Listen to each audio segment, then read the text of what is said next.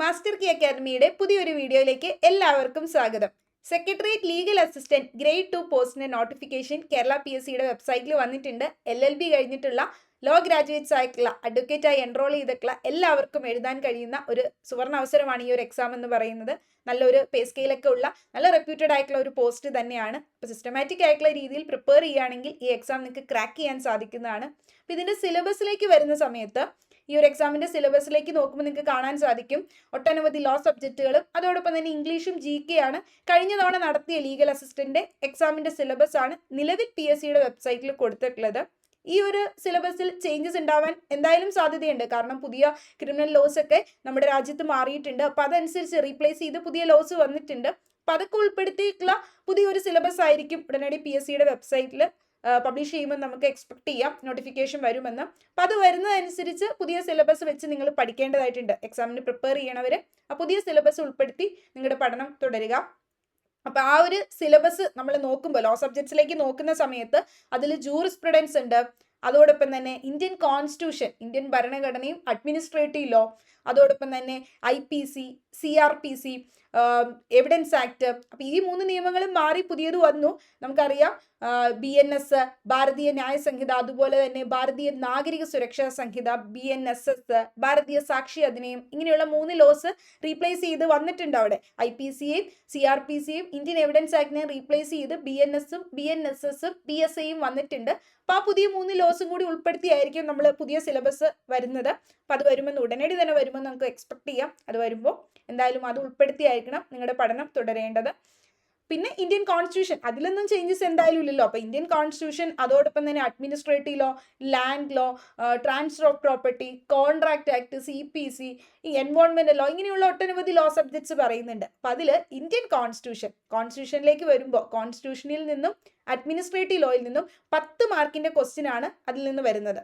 100 മാർക്കിന്റെ എക്സാം ആണിത്, MCQ level exam ആണ്. അപ്പം അതിൽ 10 മാർക്കിന്റെ ക്വസ്റ്റ്യൻ ആണ് ഇന്ത്യൻ കോൺസ്റ്റിറ്റ്യൂഷനിൽ നിന്നും അഡ്മിനിസ്ട്രേറ്റീവ് ലോയിൽ നിന്നും വരുന്നത്. ഇപ്പോൾ കോൺസ്റ്റിറ്റ്യൂഷനിൽ നിന്ന് നമുക്ക് ആദ്യമേ പഠിക്കാൻ തന്നിട്ടുള്ള ടോപ്പിക്ക് നിലവിൽ PSCയുടെ വെബ്സൈറ്റിലുള്ള സിലബസിൽ എടുത്ത് നോക്കിയാൽ നിങ്ങൾക്ക് കാണാൻ സാധിക്കും. കോൺസ്റ്റിറ്റ്യൂഷനിൽ പഠിക്കാൻ തന്നിട്ടുള്ളത് കോൺസ്റ്റിറ്റ്യൂന്റ് അസംബ്ലിയും പ്രിയാമ്പിളൊക്കെയാണ് ആദ്യമേ തന്നിരിക്കുന്ന ടോപ്പിക്കുകൾ. ഇപ്പോൾ കോൺസ്റ്റിറ്റ്യൂന്റ് അസംബ്ലിയിലേക്ക് വരുമ്പോൾ നമുക്കറിയാം ഇന്ത്യൻ കോൺസ്റ്റിറ്റ്യൂഷൻ അഡോപ്റ്റ് ചെയ്ത് കൊണ്ടുവന്ന ആരാണ് കൊണ്ടുവന്നത്? കോൺസ്റ്റിറ്റ്യൂന്റ് അസംബ്ലിയാണ്. അപ്പോൾ കോൺസ്റ്റിറ്റ്യൂന്റ് അസംബ്ലി എന്ന് പറയുമ്പോൾ എന്താണ് കോൺസ്റ്റിറ്റ്യൂഷൻ എന്താണെന്ന് പഠിക്കണം. അതോടൊപ്പം തന്നെ കോൺസ്റ്റിറ്റ്യൂന്റ് അസംബ്ലിയുടെ ആ ഒരു ഫോർമേഷനും കൂടി നമ്മൾ പഠിക്കേണ്ടതായിട്ടുണ്ട്. അപ്പോൾ ഇന്ത്യൻ കോൺസ്റ്റിറ്റ്യൂഷൻ നമുക്ക് എല്ലാവർക്കും അറിയാം. ഇന്ത്യൻ കോൺസ്റ്റിറ്റ്യൂഷൻ, ഇന്ത്യൻ ഭരണഘടന എന്ന് പറയുമ്പോൾ എന്താണ്? നമ്മുടെ സുപ്രീം ലോ ഓഫ് ലാൻഡ് ആണ്. നമ്മുടെ രാജ്യത്തെ പരമപ്രധാനമായിട്ടുള്ള സുപ്രീം ലോ ആണ്.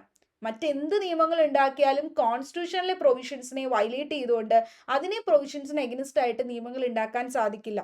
ഇന്ത്യൻ കോൺസ്റ്റിറ്റ്യൂഷൻ അത്രയും പരമപ്രധാനമായിട്ടുള്ള ഒരു നിയമമാണ് ഇന്ത്യൻ കോൺസ്റ്റിറ്റ്യൂഷൻ എന്ന് പറയുന്നത്. Supreme law of the land അല്ലെങ്കിൽ fundamental law of the land എന്നൊക്കെയാണ് നമ്മൾ ഇന്ത്യൻ കോൺസ്റ്റിറ്റ്യൂഷനെ വിശേഷിപ്പിക്കുന്നത്. മാനിഫെസ്റ്റോ ഓഫ് അവർ കൺട്രി, നമ്മുടെ കൺട്രിയുടെ മാനിഫെസ്റ്റോ എന്നൊക്കെ. അപ്പോൾ അങ്ങനെയുള്ള ഇന്ത്യൻ കോൺസ്റ്റിറ്റ്യൂഷനിലാണ് എന്തൊക്കെ പറയുന്നത്? പ്രിൻസിപ്പൽ ആയിട്ടുള്ള ഫങ്ഷൻസ് എന്തൊക്കെയാണ്, ഗവൺമെന്റിന്റെ പ്രിൻസിപ്പൽ ആയിട്ടുള്ള ഫങ്ഷൻസ് എന്നൊക്കെ സെറ്റ് ഔട്ട് ചെയ്ത് വെച്ചിട്ടുള്ള, ഫ്രെയിം ചെയ്ത് വെച്ചിട്ടുള്ള ഒരു സ്പെഷ്യൽ ലീഗൽ സാങ്ക്ടിറ്റി ഉള്ള അത്രയും വിശുദ്ധമായിട്ടുള്ള ഒരു ഡോക്യുമെന്റ് ആണ് ഇന്ത്യൻ കോൺസ്റ്റിറ്റ്യൂഷൻ എന്ന് പറയുന്നത്. ആ ഇന്ത്യൻ കോൺസ്റ്റിറ്റ്യൂഷനിൽ നമ്മുടെ പീപ്പിളിനെ ഗവേൺ ചെയ്യുന്ന പൊളിറ്റിക്കൽ സിസ്റ്റം ഏതാണോ ആ പൊളിറ്റിക്കൽ സിസ്റ്റത്തെ പറ്റി ഒരു ബേസിക് ഐഡിയ നമ്മുടെ ഇന്ത്യൻ കോൺസ്റ്റിറ്റ്യൂഷൻ തരുന്നുണ്ട്. അതോടൊപ്പം തന്നെ ഇന്ത്യൻ കോൺസ്റ്റിറ്റ്യൂഷനിൽ ഗവൺമെന്റിന്റെ പ്രിൻസിപ്പൽ ഓർഗൻസ് 3 ഓർഗൻസ് ഉണ്ട്, 3 ബ്രാഞ്ചസ് ഓഫ് ഗവൺമെന്റ് ഉണ്ട്. ആ 3 ഓർഗൻസിന്റെയും പവേഴ്സ് എന്തൊക്കെയാ, അവരുടെ റെസ്പോൺസിബിലിറ്റീസ് എന്തൊക്കെയാണ്, ഗവൺമെന്റ് പീപ്പിളിനോടുള്ള, അവരുടെ ജനങ്ങളോടുള്ള അവരുടെ റെസ്പോൺസിബിലിറ്റീസ് എന്തൊക്കെയാ, ഇതെല്ലാം നമ്മുടെ ഇന്ത്യൻ കോൺസ്റ്റിറ്റ്യൂഷനിൽ ഉൾപ്പെടുത്തിയിട്ടുണ്ട്. നമ്മുടെ ഫണ്ടമെന്റൽ റൈറ്റ്സ്, മൗലിക അവകാശങ്ങൾ സിറ്റിസൺസിന്റെ. അതോടൊപ്പം തന്നെ നമുക്കുള്ള കുറച്ച് ഡ്യൂട്ടീസും കടമകളും ഉണ്ടല്ലോ. നമുക്ക് റൈറ്റ്സ് മാത്രമല്ല, നമുക്ക് കുറച്ച് കടമകളും ഉണ്ട്. അപ്പൊ അങ്ങനെയുള്ള ഫണ്ടമെന്റൽ ഡ്യൂട്ടീസ് എന്തൊക്കെയാണ്, ഇങ്ങനെയുള്ള എല്ലാ കാര്യങ്ങളും പറയുന്നുണ്ട് ഇന്ത്യൻ കോൺസ്റ്റിറ്റ്യൂഷനിൽ. അതുകൊണ്ട് തന്നെ നമുക്ക് കോൺസ്റ്റിറ്റ്യൂഷൻ എന്തെന്ന് പറയാം? ഇന്ത്യൻ കോൺസ്റ്റിറ്റ്യൂഷൻ എന്ന് പറയുന്ന ഒരു fundamental law of the land ആണ്. ഗവൺമെന്റിന്റെ 3 ഓർഗൻസിന്റെയും ഫങ്ഷൻസും പവേഴ്സും ഒക്കെ പറയുന്നുണ്ട്. അപ്പൊ 3 ഓർഗൻസ് ഏതാ ഗവൺമെന്റിന്റെ? Legislative, executive, judiciary. ഇങ്ങനെ 3 ഓർഗൻസാണ് ഉള്ളത്. Legislative, executive, judiciary. ലെജിസ്ലേറ്റീവ് എന്ന് പറയുമ്പോൾ എന്താ?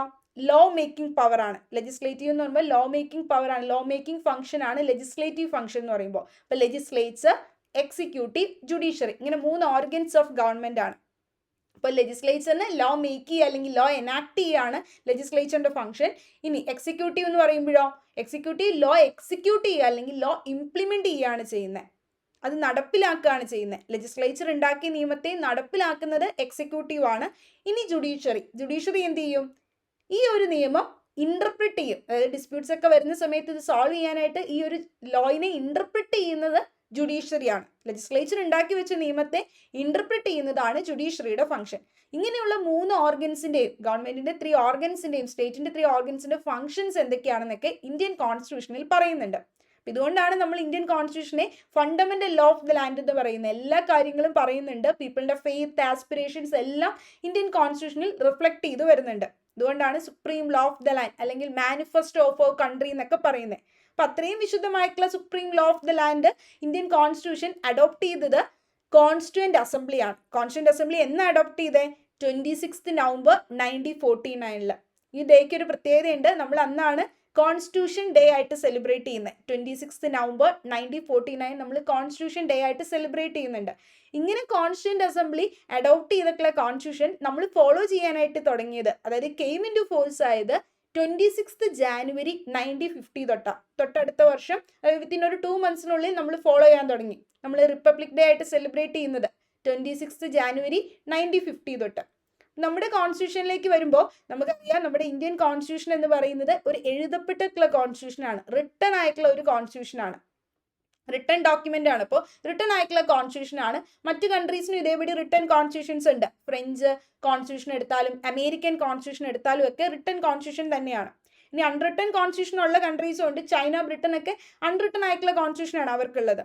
നമ്മുടെ ഇന്ത്യൻ കോൺസ്റ്റിറ്റ്യൂഷന്റെ ആ ഒരു ഡെവലപ്മെന്റ് അല്ലെങ്കിൽ ഇത് എങ്ങനെയായിരുന്നു ഇതിന്റെ ഒരു മേക്കിംഗ് എന്ന് പറയുമ്പോൾ നമുക്കറിയാം, അതിന്റെ ഒരു കാരണം എന്ന് പറയുന്നത് ബ്രിട്ടീഷുകാർ ആ ഒരു ഈസ്റ്റ് ഇന്ത്യ കമ്പനി ഇവിടെ എക്സ്റ്റാബ്ലിഷ് ചെയ്തു. 1600 കാലഘട്ടങ്ങളിൽ ഇങ്ങോട്ടേക്ക് വന്ന് ബ്രിട്ടീഷുകാർ വന്ന് ഇന്ത്യയിലേക്ക് വന്ന് അവരിവിടെ ഈസ്റ്റ് ഇന്ത്യ കമ്പനി എക്സ്റ്റാബ്ലിഷ് ചെയ്ത് ട്രേഡിംഗ് റൈറ്റ്സ് ഒക്കെ, ആ ഒരു ട്രേഡിംഗ് റൈറ്റ്സ് ഒക്കെ അവർ കംപ്ലീറ്റ് ആയിട്ടുള്ള എക്സ്ക്ലൂസീവ് ട്രേഡിംഗ് റൈറ്റ്സ് ഒക്കെ നേടിയിരുന്ന ആ ഒരു സമയത്ത്, ദിവാനി റൈറ്റ്സ് ഒക്കെ എക്സ്റ്റാബ്ലിഷ് ചെയ്തിരുന്ന ആ ഒരു സമയത്ത് നമുക്ക് ആ ഒരു ടൈം തൊട്ടേ, അന്ന് തൊട്ടേ ഒരു കോൺസ്റ്റിറ്റ്യൂന്റ് അസംബ്ലി ഫോം ചെയ്യണം. എന്തിനു വേണ്ടി? ഇന്ത്യൻ കോൺസ്റ്റിറ്റ്യൂഷൻ കൊണ്ടുവരാൻ വേണ്ടിയിട്ട്, അല്ലെങ്കിൽ ഇന്ത്യൻ കോൺസ്റ്റിറ്റ്യൂഷൻ അഡോപ്റ്റ് ചെയ്യാൻ വേണ്ടിയിട്ട് നമുക്കൊരു കോൺസ്റ്റിറ്റ്യൂന്റ് അസംബ്ലി ഫ്രെയിം ചെയ്യണം എന്നുള്ള ഒരുപാട് എക്സ്പെരിമെന്റുകൾ അന്ന് തൊട്ടേ നടക്കുന്നുണ്ടായിരുന്നു. അപ്പോൾ ഒരുപാട് 1852 മുമ്പ് തൊട്ടേ നമുക്ക് നോക്കിക്കഴിഞ്ഞാൽ ഒരുപാട് കോൺസ്റ്റിറ്റ്യൂഷണൽ എക്സ്പെരിമെന്റുകൾ നടക്കുന്നതായിട്ട് കാണാൻ സാധിക്കും. അതിന്റെ ഭാഗമായിട്ട് റെഗുലേറ്റിംഗ് ആക്ടും അതുപോലെ തന്നെ നമുക്ക് ചാർട്ടർ ആക്ടുകൾ, ഒട്ടനവധി ചാർട്ടർ ആക്ടുകളും ഒക്കെ കാണാൻ സാധിക്കും.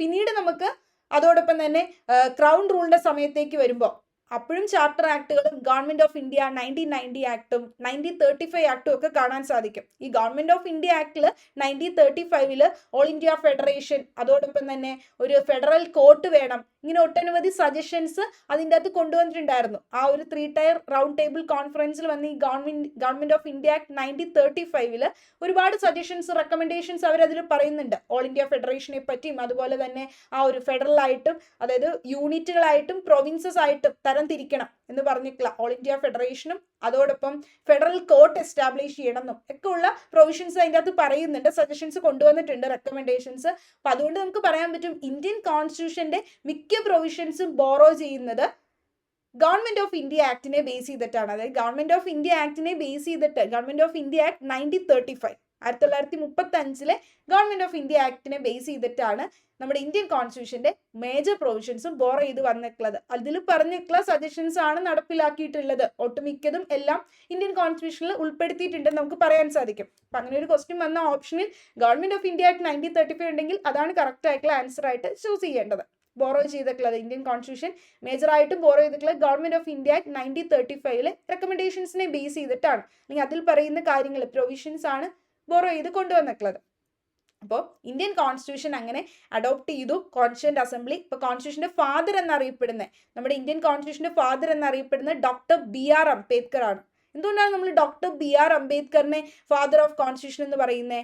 കാരണം ഡോക്ടർ BR അംബേദ്കർ ആയിരുന്നു കോൺസ്റ്റിറ്റ്യൂഷൻ ഡ്രാഫ്റ്റ് ചെയ്ത ഡ്രാഫ്റ്റിംഗ് കമ്മിറ്റിയുടെ ചെയർമാൻ എന്ന് പറയുന്നത്. അതിൽ ചെയർമാൻ ആയിരുന്ന വ്യക്തി, ഡ്രാഫ്റ്റിംഗ് കമ്മിറ്റിയുടെ ചെയർമാൻ ആയിരുന്ന വ്യക്തി ഡോക്ടർ BR അംബേദ്കർ ആയിരുന്നു. അതുകൊണ്ടാണ് ഇന്ത്യൻ കോൺസ്റ്റിറ്റ്യൂഷന്റെ ഫാദർ എന്ന് നമ്മൾ ഡോക്ടർ BR അംബേദ്കറിനെ പറയുന്നത്.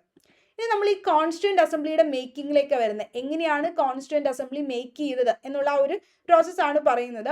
അപ്പോൾ ഇത് കോൺസ്റ്റിറ്റ്യൂഷൻ കമൻസ് ചെയ്തു എന്ന് പറഞ്ഞു കോൺസ്റ്റിറ്റ്യൂന്റ് അസംബ്ലി. അങ്ങനെ കോൺസ്റ്റിറ്റ്യൂന്റ് അസംബ്ലി കമൻസ് ചെയ്ത സമയത്ത് കോൺസ്റ്റിറ്റ്യൂഷനിൽ at the time of commencement, അത് കമൻസ് ചെയ്ത സമയത്ത് 395 ആർട്ടിക്കിൾസ് 395 ആർട്ടിക്കിൾസും 22 പാർട്ടുകളും 8 ഷെഡ്യൂളുകളും ഉണ്ടായിരുന്നത്. 395 articles, 22 parts, 8 schedules at the time of commencement.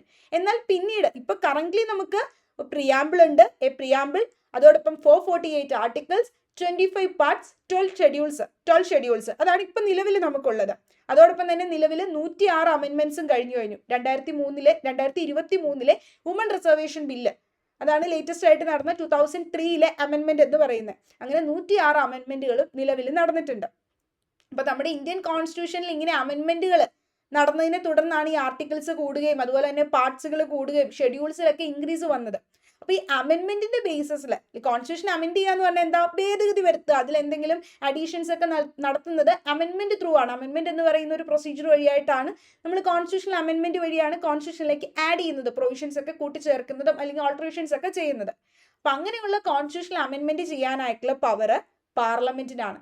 Constitution അമെന്റ്മെന്റിനുള്ള പവർ ഇന്ത്യൻ കോൺസ്റ്റിറ്റ്യൂഷന്റെ ആർട്ടിക്കിൾ 365 പറയുന്നുണ്ട് കോൺസ്റ്റിറ്റ്യൂഷണൽ അമെന്റ്മെന്റ് പവർ പാർലമെന്റിനാണ് ഉള്ളതെന്ന്. അപ്പൊ അങ്ങനെ കോൺസ്റ്റിറ്റ്യൂഷൻ അമെന്റ്മെന്റ് നടത്താനുള്ള ആ ഒരു കോൺസ്റ്റിറ്റ്യൂഷണൽ അമെന്റ്മെന്റിന്റെ ബേസിസിൽ കോൺസ്റ്റിറ്റ്യൂഷന്റെ ഫീച്ചർ നമുക്ക് പറയാൻ പറ്റും നൈദർ റിജിഡ് നോർ ഫ്ലെക്സിബിൾ, അല്ലെങ്കിൽ ഇതിന്റെ രണ്ടിന്റെ ഒരു കോമ്പിനേഷൻ ആണെന്ന് പറയാം. ഇന്ത്യൻ കോൺസ്റ്റിറ്റ്യൂഷൻ ഫ്ലെക്സിബിൾ ആണോ എന്ന് ചോദിച്ചാൽ ഫ്ലെക്സിബിൾ അല്ല, റിജിഡ് ആണോ എന്ന് ചോദിച്ചാൽ റിജിഡും അല്ല. ഇത് നൈദർ റിജിഡ് നോർ ഫ്ലെക്സിബിൾ, ഇതിന് രണ്ടിനെയും കൂടി ഒരു ബ്ലെൻഡ് ആണ്, രണ്ടിനെയും കൂടി ഒരു കോമ്പിനേഷൻ ആണെന്ന് പറയാൻ പറ്റും. Combination of rigidity and flexibility. അതങ്ങനെ പറയുന്നത് എന്തുകൊണ്ടാണെന്ന് വെച്ചാൽ ഈ കോൺസ്റ്റിറ്റ്യൂഷൻ അമെന്റ്മെന്റിന്റെ ബേസിസിലാണ്. പാർലമെന്റിന് കോൺസ്റ്റിറ്റ്യൂഷന്റെ ചില പ്രൊവിഷൻസ്, അതായത് സം പ്രൊവിഷൻസ് നോക്കുമ്പോൾ അത് സിമ്പിൾ മെജോറിറ്റി വഴിയായിട്ട് അമെൻഡ് ചെയ്യാൻ പറ്റും. എന്നാൽ ചില പ്രൊവിഷൻസ് അമെൻഡ് ചെയ്യണമെങ്കിൽ സ്പെഷ്യൽ മെജോറിറ്റി വേണം. സ്പെഷ്യൽ മെജോറിറ്റി വഴിയായിട്ട് മാത്രമേ അവിടെ അമെൻഡ് ചെയ്യാനായിട്ട് പറ്റുള്ളൂ. അമെൻമെന്റ് പ്രൊസീജിയേഴ്സ് കാര്യങ്ങളിലേക്കൊക്കെ നമുക്ക് നെക്സ്റ്റ് ക്ലാസ്സുകളിലേക്ക് വരുമ്പോൾ പോവാം. അപ്പൊ അങ്ങനെയുള്ള ആ ഒരു കോൺസ്റ്റിറ്റ്യൂന്റ് അസംബ്ലി എന്ന് പറയുന്ന കോൺസ്റ്റിറ്റ്യൂന്റ് അസംബ്ലിയാണ് കോൺസ്റ്റിറ്റ്യൂഷൻ അമെൻഡ് ചെയ്തത്, കോൺസ്റ്റിറ്റ്യൂഷൻ അഡോപ്റ്റ് ചെയ്തത്. അപ്പൊ അങ്ങനെയുള്ള കോൺസ്റ്റിറ്റ്യൂന്റ് അസംബ്ലി ആദ്യമായിട്ട് വേണം എന്നുള്ള ഒരു ഐഡിയ മുമ്പോട്ട് കൊണ്ടുവന്നത് MN റോയി ആണ്. 1934 ഇന്ത്യൻ പാട്രിയോട്ട് എന്ന് പറയുന്ന ഒരു ന്യൂസ് പേപ്പറിൽ MN റോയി ആണ് ഫസ്റ്റ് ടൈം ഇങ്ങനെ ഒരു ഐഡിയ കൊണ്ടുവന്നത്. ഒരു കോൺസ്റ്റിറ്റ്യൂന്റ് അസംബ്ലി നമുക്ക് വേണം എന്നുള്ള ഒരു ഐഡിയ കൊണ്ടുവന്നത് ഇന്ത്യൻ പാട്രിയോട്ട് എന്ന ന്യൂസ് പേപ്പറിൽ MN റോയി 1935 ഫസ്റ്റ് ടൈം ഇങ്ങനെ ഒരു ഐഡിയ കൊണ്ടുവന്നു. അതിനുശേഷം the very next year 1935 Indian national Congress എന്ന ഓർഗനൈസേഷൻ എന്ത് ചെയ്തു, Indian national Congress INC officially അവരും ഡിമാൻഡ് ചെയ്തു, ഈ ഒരു ബ്രിട്ടീഷ് ഗവൺമെന്റിനോട് അവരും ഡിമാൻഡ് ചെയ്തു ഒരു കോൺസ്റ്റിറ്റ്യൂന്റ് അസംബ്ലി നമുക്ക് വേണം എന്നുള്ള ഒരു കാര്യം. അപ്പൊ ബ്രിട്ടീഷ് ഗവൺമെന്റ് ഈ ഒരു കാര്യം പിന്നീട് 1940 ഓഗസ്റ്റ് ഓഫർ എന്ന ഒരു ഡീലിൽ വെച്ച് ഈ ഒരു ഡിമാൻഡ്, കോൺസ്റ്റിറ്റ്യൂന്റ് അസംബ്ലി വേണം എന്നുള്ള ഈ ഒരു ഡിമാൻഡ്, ഒഫീഷ്യൽ ഡിമാൻഡ് അവർ അംഗീകരിച്ചു. ബ്രിട്ടീഷ് ഗവൺമെന്റ് ആണല്ലോ ആ സമയത്തൊക്കെ നമ്മൾ ഭരിക്കുന്നത്. അപ്പൊ ആ ഒരു ബ്രിട്ടീഷ് ഗവൺമെന്റ് നമ്മുടെ ഈ ഒരു കാര്യം, ഒരു കോൺസ്റ്റിറ്റ്യൂന്റ് അസംബ്ലി വേണം എന്നുള്ള ഒരു പ്രിൻസിപ്പിൾ അവർ അക്സെപ്റ്റ് ചെയ്യുകയാണ് ചെയ്തത് 1940 ഓഗസ്റ്റ് ഓഫർ എന്ന ഒരു ഡീലിൽ വെച്ച്. പിന്നെ അതിനെ തുടർന്ന് അവർ 1942 ക്രിപ്സ് മിഷൻ കൊണ്ടുവന്നു. ഇപ്പൊ ക്രിപ്സ് മിഷൻ കൊണ്ടുവന്നതിന് ഒട്ടനവധി ഒബ്ജക്റ്റുകൾ ഉണ്ട്. അതിൽ വൺ ഓഫ് ദ ഒബ്ജക്റ്റ് ആയിരുന്നു ഒരു കോൺസ്റ്റിറ്റ്യൂന്റ് അസംബ്ലി ഫോം ചെയ്യാന്നുള്ളത്. പക്ഷെ അത് അവിടെ സക്സസ് ആയില്ല. പിന്നീട് ക്യാബിനറ്റ് മിഷൻ പ്ലാൻ വരികയാണ് ചെയ്തത്. 1946 ക്യാബിനറ്റ് മിഷൻ പ്ലാൻ വന്നു. ആ ക്യാബിനറ്റ് മിഷൻ പ്ലാനിൽ 3 മെമ്പേഴ്സ് ഉണ്ടായിരുന്നു. ആ 3 മെമ്പേഴ്സ് ആണ് Pethick Lawrence, AV Alexander, Stafford Cripps. ഈ 3 മെമ്പേഴ്സിൽ ചെയർമാൻ ആയിട്ടുള്ള വ്യക്തിയായിരുന്നു പെത്വിക് ലോറൻസ്. അപ്പൊ ഇവര് 3 പേരും കൂടി ഒരു പഠനം നടത്തി അതിന്റെയൊക്കെ റിപ്പോർട്ടിന്റെ ഭാഗമായിട്ടാണ് ഈ ക്യാബിനറ്റ് മിഷൻ പ്ലാനിലെ മെമ്പേഴ്സ് 3 മെമ്പേഴ്സും അവർ നടത്തിയ പഠനങ്ങളുടെയും റിപ്പോർട്ടിന്റെയും ഭാഗമായിട്ടാണ് കോൺസ്റ്റിറ്റ്യൂഷൻ ഓഫ് ഇന്ത്യ എന്ന് പറയുന്നത് ഫ്രെയിം ചെയ്യാനായിട്ട് ഒരു കോൺസ്റ്റിറ്റ്യൂന്റ് അസംബ്ലി വന്നത്. അങ്ങനെ കോൺസ്റ്റിറ്റ്യൂന്റ് അസംബ്ലി വന്ന് അത് ഫസ്റ്റ് ടൈം അത് കോൺസ്റ്റിറ്റ്യൂന്റ് അസംബ്ലി എക്സ്റ്റാബ്ലിഷ് ചെയ്ത ഡേറ്റ് നമ്മൾ പറയുന്നുണ്ട് 6 ഡിസംബർ 1946. 1946 6 ഡിസംബർ 6 1946 ഓർത്തിരിക്കുക എളുപ്പമാണ്. ഡിസംബർ 6 ആണ്. 1946 ഇന്ത്യൻ കോൺസ്റ്റിറ്റ്യൂഷന് വേണ്ടി ഫോം ചെയ്യാനായിട്ടുള്ള കോൺസ്റ്റിറ്റ്യൂന്റ് അസംബ്ലി എക്സ്റ്റാബ്ലിഷ് ചെയ്യുന്നത്. ഡേറ്റ് ഓർത്തിരിക്കുക കേട്ടോ. കോൺസ്റ്റിറ്റ്യൂന്റ് അസംബ്ലി എക്സ്റ്റാബ്ലിഷ് ചെയ്ത് 6 ഡിസംബർ 1946 അപ്പൊ അങ്ങനെ ഈ ഒരു കോൺസ്റ്റിറ്റ്യൂന്റ് അസംബ്ലി എക്സ്റ്റാബ്ലിഷ് ചെയ്ത സമയത്ത് അസംബ്ലിക്കകത്ത് 389 മെമ്പേഴ്സ് ഉണ്ടായിരുന്നു. 389 മെമ്പേഴ്സ്. ആ 389 മെമ്പേഴ്സിൽ പ്രൊവിൻസസിനെ റെപ്രസെന്റ് ചെയ്യുന്നവരും ഉണ്ട്, സ്റ്റേറ്റ്സിനെ റെപ്രസെന്റ് ചെയ്യുന്നവരും ഉണ്ട്, ചീഫ് കമ്മീഷണർ പ്രൊവിൻസസിനെ റെപ്രസെന്റ് ചെയ്യുന്നവരും ഉണ്ട്. അതിൻ്റെയൊക്കെ പ്രതിനിധികളുണ്ട്. അപ്പോൾ പ്രൊവിൻസസിനെ റെപ്രസെന്റ് ചെയ്യുന്ന 292 മെമ്പേഴ്സ് ആയിരുന്നു. ഇനി സ്റ്റേറ്റ്സിനെ റെപ്രസെന്റ് ചെയ്യുന്ന 93 മെമ്പേഴ്സും ചീഫ് കമ്മീഷണർ പ്രൊവിൻസസിനെ റെപ്രസെന്റ് ചെയ്യുന്ന 4 മെമ്പേഴ്സും ആയിരുന്നു ഉണ്ടായിരുന്നത്. അപ്പോൾ നമുക്ക് ഇതിന് പറയാൻ പറ്റും ബ്രിട്ടീഷ് ഇന്ത്യൻ പ്രൊവിൻസസിൽ നിന്നും, അതായത് കോൺസ്റ്റിറ്റ്യൂന്റ് അസംബ്ലി എക്സ്റ്റാബ്ലിഷ് ചെയ്ത സമയത്ത് 6 ഡിസംബർ 1946 എക്സ്റ്റാബ്ലിഷ് ചെയ്ത സമയത്ത് ബ്രിട്ടീഷ് ഇന്ത്യൻ പ്രൊവിൻസസിൽ നിന്നുള്ള 296 മെമ്പേഴ്സും ഉണ്ടായിരുന്നു. അതോടൊപ്പം തന്നെ ഇന്ത്യൻ പ്രിൻസ്ലി സ്റ്റേറ്റ്സ്, അതായത് ഇന്ത്യൻ നാട്ടുരാജ്യങ്ങളിൽ നിന്നുള്ള 93 മെമ്പേഴ്സ്, മൊത്തത്തിൽ ഇന്ത്യൻ നാട്ടുരാജ്യങ്ങളിൽ നിന്നുള്ള 93 മെമ്പേഴ്സ് ഉണ്ടായിരുന്നു ബ്രിട്ടീഷ് ഇന്ത്യൻ പ്രൊവിൻസസ്. ആ പ്രൊവിൻസസിനെ തന്നെ രണ്ടായിട്ട് നമ്മൾ പറയുന്നുണ്ട്. അതിൽ തന്നെ ചീഫ് കമ്മീഷണർ പ്രൊവിൻസസിൽ നിന്ന് 4, പ്രൊവിൻസസിൽ നിന്ന് 292, ഇത് രണ്ടും കൂടി പ്ലസ് ചെയ്തിട്ടാണ് 296 എന്ന് പറഞ്ഞത്. അപ്പം അങ്ങനെ 296 മെമ്പേഴ്സ് ആണ് മൊത്തത്തിൽ ബ്രിട്ടീഷ് ഇന്ത്യൻ പ്രൊവിൻസസിൽ നിന്ന് ഉണ്ടായിരുന്നത് ഈ കോൺസ്റ്റിറ്റ്യൂന്റ് അസംബ്ലിയിൽ. 93 മെമ്പേഴ്സ് എവിടെ നിന്നുണ്ടായിരുന്നു? ഇന്ത്യൻ പ്രിൻസ്ലി സ്റ്റേറ്റ്സ്, ഇന്ത്യൻ നാട്ടുരാജ്യങ്ങളിൽ നിന്നും ഉണ്ടായിരുന്നു. അപ്പോൾ ഇങ്ങനെ കോൺസ്റ്റിറ്റ്യൂന്റ് അസംബ്ലി എക്സ്റ്റാബ്ലിഷ് ചെയ്ത് ടോട്ടൽ 389 മെമ്പേഴ്സ് ഉണ്ടായിരുന്നു. എന്നാൽ പിന്നീട് ഇന്ത്യൻ ഇൻഡിപെൻഡൻസ് ആക്ട് വന്നു. 1947 ഇന്ത്യൻ ഇൻഡിപെൻഡൻസ് ആക്ട് തൊട്ടടുത്ത വർഷം വന്നു. ഇന്ത്യൻ ഇൻഡിപെൻഡൻസ് ആക്ടിന് ശേഷം നിങ്ങൾക്കറിയാം ആഫ്റ്റർ പാർട്ടീഷൻ സംഭവിച്ചു.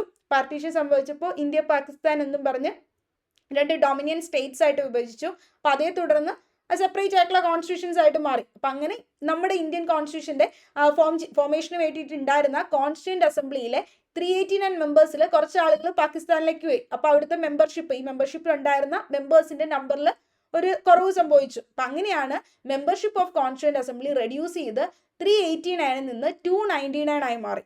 അങ്ങനെ 299 ആയപ്പോൾ അതിൽ 229 ആളുകളെ 229 മെമ്പേഴ്സ് ബ്രിട്ടീഷ് ഇന്ത്യൻ പ്രൊവിൻസസിൽ നിന്നുള്ളവരും 70 members Indian princely states, Indian നാട്ടുരാജ്യങ്ങളിൽ നിന്നുള്ളവരുമായിരുന്നു. ബാക്കിയുള്ളവർ പാകിസ്ഥാനിലേക്ക് പോയി. അതായത് ആഫ്റ്റർ പാർട്ടീഷന് ശേഷം നമ്മുടെ കോൺസ്റ്റിറ്റ്യൂന്റ് അസംബ്ലിയിലുള്ള മെമ്പർഷിപ്പ് കുറഞ്ഞു ആളുകളുടെ, കാരണം രണ്ടായിട്ട് വിഭജിച്ചല്ലോ ഇന്ത്യ പാകിസ്ഥാൻ എന്നും പറഞ്ഞ്. അപ്പം അങ്ങനെയാണ് നമ്മുടെ കോൺസ്റ്റിറ്റ്യൂന്റ് അസംബ്ലിയിലെ മെമ്പർഷിപ്പ് റെഡ്യൂസ് ചെയ്ത് കുറച്ച് ആളുകൾ പാകിസ്ഥാനിലേക്ക് പോയപ്പോൾ.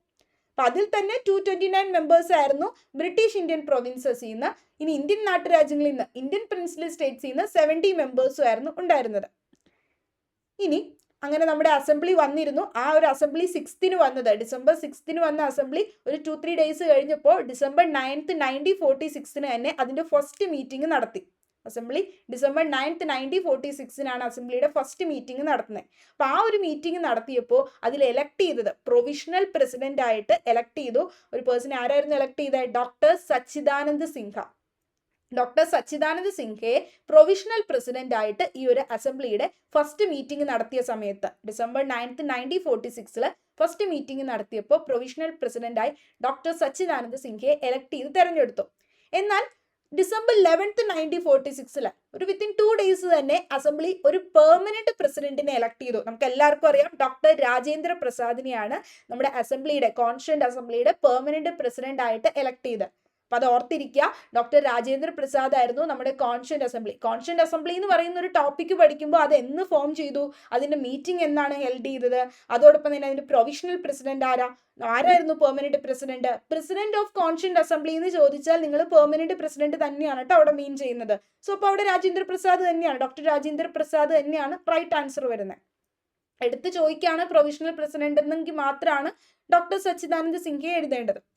അപ്പോൾ അസംബ്ലിയുടെ, കോൺസ്റ്റിറ്റ്യൂന്റ് അസംബ്ലിയുടെ പ്രസിഡന്റ് എന്ന് പറയുന്നത് ഡിസംബർ 11th 1946 എലക്ട് ചെയ്തത് ആരെയായിരുന്നു? ഡോക്ടർ രാജേന്ദ്ര പ്രസാദിനെയാണ് പെർമനന്റ് പ്രസിഡന്റ് ആയിട്ട് എലക്ട് ചെയ്തത്. അതോടൊപ്പം തന്നെ കോൺസ്റ്റിറ്റ്യൂന്റ് അസംബ്ലിയുടെ ഒരു കോൺസ്റ്റിറ്റ്യൂഷണൽ അഡ്വൈസർ ആയിട്ട് ഒരാളെ അപ്പോയിന്റ് ചെയ്തു. അതാണ് BN റാവോ.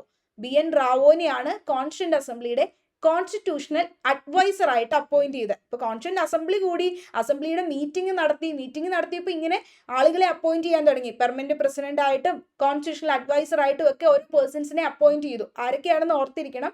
കോൺസ്റ്റിറ്റ്യൂഷണൽ അഡ്വൈസർ ആയിട്ട് BN റാവോനെ അപ്പോയിന്റ് ചെയ്തു. അങ്ങനെ പണ്ഡിറ്റ് ജവഹർലാൽ നെഹ്റു ഈ ഒരു സമയത്താണ് നമ്മുടെ 1946 ഡിസംബർ 13th ആയപ്പോൾ, അപ്പോൾ 11 കഴിഞ്ഞു, ഡിസംബർ 11th കഴിഞ്ഞ് ഡിസംബർ 13th, ഡിസംബർ 13 ആയപ്പോഴേക്കും ഒരു 2 ഡേയ്സ് കഴിഞ്ഞപ്പോൾ തന്നെ ഡിസംബർ 13th 1946 പണ്ഡിറ്റ് ജവഹർലാൽ നെഹ്റു ഒരു ഹിസ്റ്റോറിക് ആയിട്ടുള്ള ഒരു ഒബ്ജക്റ്റീവ് റെസൊല്യൂഷൻ നമ്മുടെ അസംബ്ലിയിൽ അവതരിപ്പിക്കുകയാണ് ഉണ്ടായത്, ഇൻട്രൊഡ്യൂസ് ചെയ്തു. ആ ഒരു ഒബ്ജക്റ്റീവ് റെസൊല്യൂഷൻ ഡ്രാഫ്റ്റ് ചെയ്ത് കൊണ്ടുവന്നത് പണ്ഡിറ്റ് ജവഹർലാൽ നെഹ്റു ആണ്. അപ്പം അങ്ങനെ ഒരു ക്വസ്റ്റ്യൻ ചോദിക്കാം, ഹിസ്റ്റോറിക് ആയിട്ടുള്ള ഒബ്ജക്റ്റീവ് റെസൊല്യൂഷൻ അല്ലെങ്കിൽ ഒബ്ജക്റ്റീവ് റെസൊല്യൂഷൻ അസംബ്ലിയിൽ അവതരിപ്പിച്ച ആരാണ് ഡ്രാഫ്റ്റ് ചെയ്തതെന്ന് ചോദിച്ചാൽ പണ്ഡിറ്റ് ജവഹർലാൽ നെഹ്റു ആണ്. കാരണം നെഹ്റു ആണ് അവതരിപ്പിച്ചത് അസംബ്ലിയിൽ ഈ ഒരു objective resolution. Historic objective resolution എന്ന് പറയുന്നത് എന്തുകൊണ്ടാണ് നമ്മൾ അങ്ങനെ പറയുന്നത്? ചരിത്രപരമായിട്ടുള്ള കാരണം ആ ഒബ്ജക്റ്റീവ് റെസൊല്യൂഷൻ അന്ന് നെഹ്റു അസംബ്ലിയിൽ അവതരിപ്പിച്ച ഡിസംബർ 13, 1946 നെഹ്റു കോൺസ്റ്റിറ്റ്യൂഷൻ അസംബ്ലിയിൽ അവതരിപ്പിച്ച ഒബ്ജക്റ്റീവ് റെസൊല്യൂഷന്റെ ഭാഗമായിട്ടാണ് എന്ത് ചെയ്യുന്നത്? നമ്മുടെ പ്രിയാമ്പിള്, നമ്മുടെ ഇന്ത്യൻ കോൺസ്റ്റിറ്റ്യൂഷനിലെ ഇപ്പോഴത്തെ പ്രിയാമ്പിള് അതിൻ്റെ ഒരു മോഡിഫൈഡ് വേർഷനാണ്. ഈ ഒരു ഒബ്ജക്റ്റീവ് റെസൊല്യൂഷന്റെ മോഡിഫൈഡ് വേർഷനാണ് നമ്മുടെ ഇന്നത്തെ കോൺസ്റ്റിറ്റ്യൂഷനിലെ പ്രിയാമ്പിൾ എന്ന് പറയുന്നത്. ആ ഒരു കീ എന്ന് പറയുന്നത്, നമ്മുടെ കോൺസ്റ്റിറ്റ്യൂഷന്റെ കീ, അതായത് ഡ്രാഫ്റ്റേഴ്സിന്റെ മൈൻഡിനെ ഓപ്പൺ ചെയ്യുന്ന കീ എന്നൊക്കെ പറയുന്നത് പ്രിയാമ്പിളാണ്. ഏറ്റവും ഇൻട്രൊഡക്ഷൻ ടു ദ കോൺസ്റ്റിറ്റ്യൂഷൻ അല്ലെങ്കിൽ സെൻട്രൽ ത്രസ്റ്റ് എന്നൊക്കെ പറയുന്ന കാതൽ ഭാഗം എന്നൊക്കെ പറയുന്നത് നമ്മുടെ പ്രിയാമ്പിളാണ്. ആ പ്രിയാമ്പിൾ എന്ന് പറയുന്നത് നെഹ്റു അന്ന് അസംബ്ലിയിൽ അവതരിപ്പിച്ച ഒബ്ജക്റ്റീവ് റെസൊല്യൂഷന്റെ മോഡിഫൈഡ് വേർഷനാണ്. അപ്പോൾ അങ്ങനെയുള്ള ഒബ്ജക്റ്റീവ് റെസൊല്യൂഷൻ ഡിസംബർ 13, 1946 അസംബ്ലിയിൽ നെഹ്റു അവതരിപ്പിക്കുകയുണ്ടായി, ഇൻട്രൊഡ്യൂസ് ചെയ്തു, ഡ്രാഫ്റ്റ് ചെയ്ത്. അപ്പോൾ ആ ഒരു ഒബ്ജക്റ്റീവ് റെസൊല്യൂഷൻ അസംബ്ലി അഡോപ്റ്റ് ചെയ്തു. അവരത് അഡോപ്റ്റ് ചെയ്ത് സ്വീകരിച്ചത് ജാനുവരി 22, 1947 അപ്പോൾ കോൺസ്റ്റിറ്റ്യൂന്റ് അസംബ്ലി ഈ ഒരു ഹിസ്റ്റോറിക് ആയിട്ടുള്ള ഈ ഒബ്ജക്റ്റീവ് റെസൊല്യൂഷൻ നെഹ്റു അസംബ്ലിയിൽ അവതരിപ്പിച്ചത് ഡിസംബർ 13, 1946 അവതരിപ്പിച്ചത് ജാനുവരി 22, 1947 അത് അഡോപ്റ്റ് ചെയ്യുകയും ചെയ്തു. അതിന്റെ മോഡിഫൈഡ് വേർഷനാണ് ഇപ്പോഴത്തെ നമ്മുടെ കോൺസ്റ്റിറ്റ്യൂഷനിലെ പ്രിയാമ്പിൾ എന്ന് പറയുന്നത്.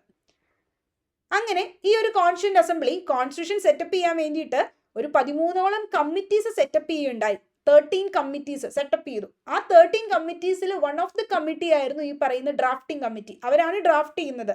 ഡ്രാഫ്റ്റ് ചെയ്യുന്ന ഒരു കമ്മിറ്റി മാത്രമല്ല, മറ്റ് ഒട്ടനവധി കമ്മിറ്റികൾ, ഈ 13ഓളം കമ്മിറ്റീസ് കോൺസ്റ്റിറ്റ്യൂന്റ് അസംബ്ലി ഫോം ചെയ്തിട്ടുണ്ടായിരുന്നു, സെറ്റപ്പ് ചെയ്തിട്ടുണ്ടായിരുന്നു കോൺസ്റ്റിറ്റ്യൂഷൻ അഡോപ്റ്റ് ചെയ്യാൻ വേണ്ടി, അല്ലെങ്കിൽ അതിന്റെ ആ ഒരു മേക്കിങ്ങിന് വേണ്ടിയിട്ട്. അപ്പൊ അതിൽ ഡ്രാഫ്റ്റിംഗ് കമ്മിറ്റിയാണ് ഡ്രാഫ്റ്റ് ചെയ്യുക, എഴുതി ചിട്ടപ്പെടുത്തി അത് ഡ്രാഫ്റ്റ് ചെയ്യുന്നത്. അപ്പൊ ഡ്രാഫ്റ്റിംഗ് കമ്മിറ്റിയിൽ 7 മെമ്പേഴ്സ് ഉണ്ടായിരുന്നു. ആ 7 മെമ്പേഴ്സ് ഉള്ള കോൺസ്റ്റിറ്റ്യൂന്റ് അസംബ്ലി സെറ്റപ്പ് ചെയ്തിട്ടുള്ള 13 കമ്മിറ്റീസിൽ ഒന്നായ ഡ്രാഫ്റ്റിംഗ് കമ്മിറ്റിയിൽ 7 മെമ്പേഴ്സ്. ആ 7 മെമ്പേഴ്സിലെ ചെയർമാൻ ആയിട്ടുള്ള വ്യക്തി, അതിൽ പ്രിസൈഡ് ചെയ്യുന്ന ചെയർമാൻ ആയിട്ടുള്ള ആളായിരുന്നു ഡോക്ടർ BR അംബേദ്കർ.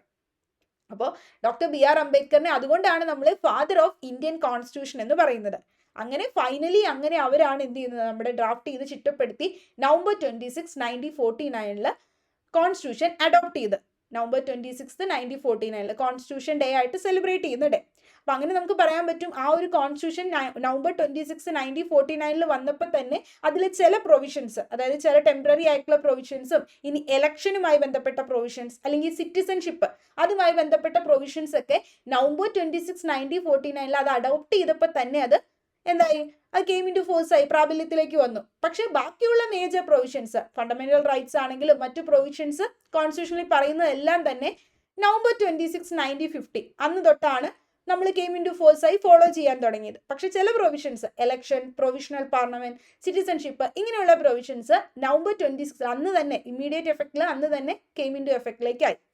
ഇങ്ങനെയാണ് കോൺസ്റ്റിറ്റ്യൂന്റ് അസംബ്ലി കോൺസ്റ്റിറ്റ്യൂഷൻ എന്ന് പറയുന്നത് മേക്ക് ചെയ്തത്. അപ്പൊ അതിൻ്റെ അകത്ത് ഞാൻ പറഞ്ഞു 13 കമ്മിറ്റീസ് ഉണ്ടായിരുന്നു എന്ന്. ആ 13 കമ്മിറ്റീസിൽ കുറച്ച് കമ്മിറ്റീസിൽ ഇമ്പോർട്ടൻ്റ് ആയിട്ടുള്ള കുറച്ച് കമ്മിറ്റീസ് ഞാനിവിടെ ലിസ്റ്റ് ചെയ്തിട്ടുണ്ട്. ആ കമ്മിറ്റീസിലേക്ക് പ്രിസൈഡ് ചെയ്തിട്ടുള്ള ആളുകൾ ആരൊക്കെയാണ് അത് നമ്മൾ നോക്കി പോവേണ്ടതാണ്. ഇൻ കേസ് നമുക്ക് ചോദിക്കുകയാണെങ്കിൽ അത് എഴുതണം.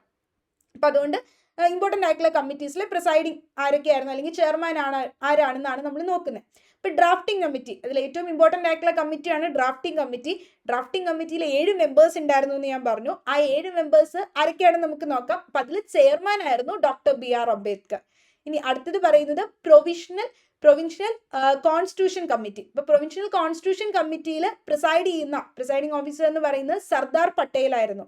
അടുത്തത് union constitution committee. Union constitution കമ്മിറ്റിയെ പ്രിസൈഡ് ചെയ്യുന്നത് പണ്ഡിറ്റ് ജവഹർലാൽ നെഹ്റു ആയിരുന്നു. ഇനി യൂണിയൻ പവേഴ്സ് കമ്മിറ്റി പ്രിസൈഡ് ചെയ്തിരുന്നതും പണ്ഡിറ്റ് ജവഹർലാൽ നെഹ്റു തന്നെയാണ്. ഇനിയുണ്ട് കമ്മിറ്റി അടുത്ത് റൂൾസ് ഓഫ് പ്രൊസീജിയർ കമ്മിറ്റി. ഇതൊരു വട്ടം ചോദിച്ചിട്ടുണ്ട്. റൂൾസ് ഓഫ് പ്രൊസീജിയർ കമ്മിറ്റി പ്രിസൈഡ് ചെയ്തത് ഡോക്ടർ രാജേന്ദ്ര പ്രസാദ് ആണ്. ഇനി advisory committee on fundamental rights, minorities, tribal and excluded areas, ഇതിനെയൊക്കെ സംബന്ധിച്ചുള്ള ഒരു അഡ്വൈസറി കമ്മിറ്റി. അപ്പൊ അങ്ങനെ നമ്മുടെ ഇന്ത്യൻ കോൺസ്റ്റിറ്റ്യൂഷൻ ഫോം ചെയ്യാനായിട്ട് അല്ലെങ്കിൽ അതിന്റെ മേക്കിങ്ങിലേക്ക് വേണ്ടി ഒരുപാട് കമ്മിറ്റീസ് ഫോം ചെയ്തിട്ടുണ്ട്. ഡ്രാഫ്റ്റിംഗ് മാത്രമല്ലല്ലോ, മറ്റ് അനവധി ഫംഗ്ഷൻസ് ഉണ്ട്. അതിനൊക്കെ വേണ്ടി കമ്മിറ്റീസ് ഉണ്ടായിരുന്നു. ആ കമ്മിറ്റീസിലൊക്കെ ഹെഡ് ചെയ്തിരുന്ന ആളുകൾ, അതിൽ മെമ്പേഴ്സ് ഉണ്ട്, എന്നാലും അതിൽ ഹെഡ് ചെയ്തിരുന്ന ആളുകൾ ആരൊക്കെയാണെന്ന് നമ്മൾ നോക്കണം. പ്രിസൈഡിംഗ് ആയിട്ടുള്ള ആളുകൾ അല്ലെങ്കിൽ ചെയർമാൻ ആയിട്ടുള്ള ആളുകൾ. അപ്പൊ അതിൽ advisory committee on fundamental rights, minorities and tribal and excluded ഏരിയാസിൽ ഹെഡ് ചെയ്തിരുന്ന പ്രിസൈഡഡ് ഓഫീസർ സർദാർ പട്ടേൽ ആണ്. ഇനി സ്റ്റിയറിംഗ് കമ്മിറ്റി ഹെഡ് ചെയ്തിരുന്നത് ഡോക്ടർ രാജേന്ദ്ര പ്രസാദ് ആണ്. സ്റ്റേറ്റ്സ് കമ്മിറ്റി ഹെഡ് ചെയ്തിരുന്നത് പണ്ഡിറ്റ് ജവഹർലാൽ നെഹ്റു ആണ്. അപ്പൊ ഈ മേജർ കമ്മിറ്റീസും അതിൽ ഹെഡ് ചെയ്തിരുന്ന അല്ലെങ്കിൽ പ്രിസൈഡഡ് ആയിട്ടുള്ള ആളുകൾ ആരൊക്കെയാണെന്നും നോക്കേണ്ടതാണ്. ഇനി ഞാൻ പറഞ്ഞു ഡ്രാഫ്റ്റിംഗ് കമ്മിറ്റിയിൽ 7 മെമ്പേഴ്സ് ഉണ്ടെന്ന്. ആ 7 മെമ്പേഴ്സിൽ ഹെഡ് ആയിട്ടുള്ള അല്ലെങ്കിൽ ചെയർമാൻ ആയിട്ടുള്ള ആളാണ് നമ്മുടെ father of Indian constitution doctor BR Ambedkar. അതുകൂടാതെ തന്നെ മറ്റ് 6 മെമ്പേഴ്സ് ഉണ്ട്, അവരുടെ പേരും പഠിക്കണം. കാരണം ഇതിൽ ആരെങ്കിലൊക്കെ തന്നിട്ട് ഡ്രാഫ്റ്റിംഗ് കമ്മിറ്റിയിൽ ഇല്ലാത്തത് ആരാണ് എന്നൊക്കെ പറഞ്ഞ് ചൂസ് ചെയ്യാനായിട്ട് തരാം. ഇപ്പൊ doctor KM Munshi, Syed Muhammad Saadulla, N Gopalaswami Ayyangar, M Madhava Rao, Alladi Krishnaswami Iyer, T Krishnamachari, ഇത്രയും മെമ്പേഴ്സ് ആയിരുന്നു ഡ്രാഫ്റ്റിംഗ് കമ്മിറ്റിയിൽ ഉണ്ടായിരുന്നത്. അപ്പൊ ഇങ്ങനെയാണ് ഡ്രാഫ്റ്റിംഗ് കമ്മിറ്റിയിലെ ആ ഒരു മെമ്പേഴ്സിന്റെ കോൺസ്റ്റിറ്റ്യൂഷൻ വരുന്നത്. ഇനി നമ്മൾ പോകുന്നത് ഇന്ത്യൻ കോൺസ്റ്റിറ്റ്യൂഷന്റെ ഫീച്ചേഴ്സിലേക്കൊക്കെയാണ്. അത് അടുത്ത ക്ലാസ്സിൽ നമുക്ക് എടുക്കാം. ഇതുവരെ ഉണ്ടായിരുന്ന കോൺസ്റ്റിറ്റ്യൂന്റ് അസംബ്ലിയുടെ മേക്കിങ്ങും കോൺസ്റ്റിറ്റ്യൂന്റ് അസംബ്ലി എങ്ങനെയാണ് ഇന്ത്യൻ കോൺസ്റ്റിറ്റ്യൂഷൻ അഡോപ്റ്റ് ചെയ്തിരുന്നത് എന്നുള്ള കോൺസ്റ്റിറ്റ്യൂഷന്റെ ഇൻട്രൊഡക്ഷൻ ക്ലാസ് ആയിരുന്നു. അപ്പോൾ താങ്ക് യു ഫോർ വാച്ചിങ്.